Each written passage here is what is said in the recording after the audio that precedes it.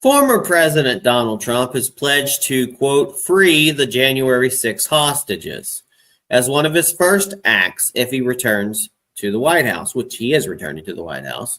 This commitment has stirred significant debate and has been a focal point of his campaign, where he has repeatedly referred to the January 6 rioters as hostages, warriors, and unbelievable patriots. Now, the public has a reaction to this. Opinions on this promise are deeply divided. Trump supporters see this as an act of justice for those they believe have been unfairly prosecuted, while critics argue it could undermine the legal consequences for those involved in the Capitol riot on January 6, 2021. As for legal context, over 1,400 individuals have been arrested in connection with the Capitol so-called attack, with hundreds sentenced to prison terms. Trump's promise of pardons has led to some defendants requesting delays in their legal proceedings, anticipating clemency. Now here's a quote, I am going to be acting very quickly. I'm looking first day, Trump said in a recent interview, indicating his immediate intention to address the issue upon re-election. Quote, I'm going to look at everything. We're going to look at individual cases, he added, suggesting a case-by-case approach, but did not rule out pardoning those who assaulted police officers. I, for one, know, and this is my personal opinion, that although we talked about some of the Biden pardons, all presidents kind of get to do this. In this case, with January 6th, when you have people being prosecuted surely because of political partisan reasons, this case, the left, Biden, Kamala Harris, a failure of Nancy, and a failure of the Democrat Party to protect the Capitol, etc.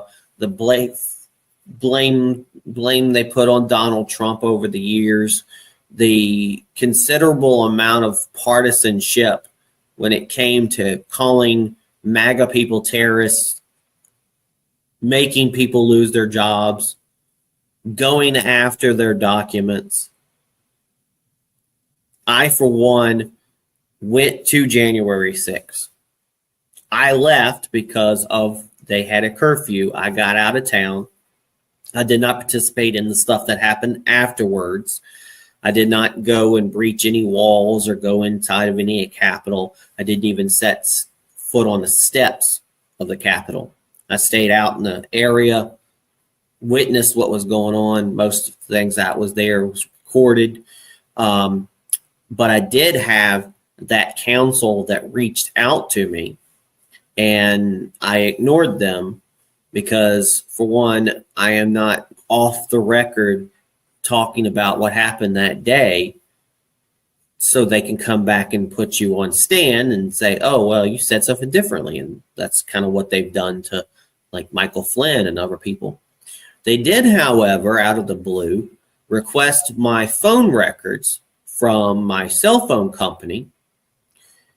And I never got a chance to say, hey, no. Of course, there was nothing that they found. I had a permitted rally during the time, and that's probably why they did reach out to me. And I don't know what happened in the background. They never asked me to come to court. I didn't break any rules or any laws, so they didn't come to arrest me or anything. I did, however, potentially lose one job because of it. And I believe that all January 6 people who had problems or have worried about being arrested over nothing, who have lost jobs and who have had their rights taken and harassed by this so-called committee should be allowed to, I think, sue the government. And there should be reparations for the January 6 people. And I do understand that there are some people who have done some things that are probably warranted some charges.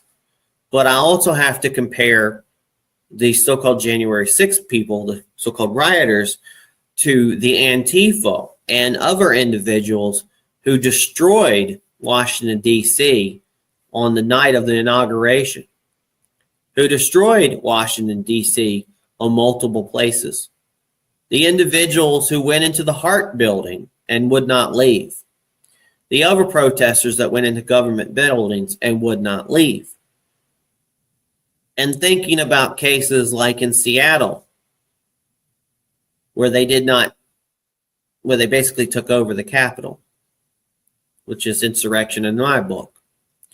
And to me, as we talk about the demand for equal justice, and like they say, no justice, no peace, I would say if you want the J6 prisoners to be thrown away and lock away the key, one of them in there for one Proud Boy member in there, Enrique, for 35 years, who wasn't allowed to be in D.C., who wasn't in D.C., who had a Zoom call that people have seen.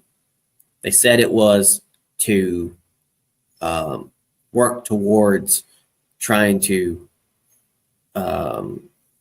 conspiracize or whatever, which the Supreme Court had already said that you can't prosecute on that, but yet that man's still in jail. There are so many people that have been locked away and they're having their livelihood taken from them and are going to be in dire straits even afterwards. That there needs to be repercussions financially to help those who had problems. And that's what I'm calling for. And I hope that Donald Trump frees everybody. Because at the end of the day, if one side will condemn you fully like this, and then the other side has to deal with it, it's not so much it's real justice being played out. Because these people would never have gone far. They would have got a slap on the wrist, like many people in riots and where they destroy property and other places where people got thrown in the thing, went to jail and came right back and got to go right back to where they were doing a riot. There's so many cases over the years where it seems like the people who are on the left get to do whatever they want, while the people on the right get everything thrown at them. And that's messed up. That's messed up. And people on the left, you've got to understand that is a tragedy of justice. That is a tragedy of democracy or our republic or whatever you want to call it. So I think the only way we can clean slate this is, yes, the January 6th people have got to be freed. And I hope that Donald Trump will do that.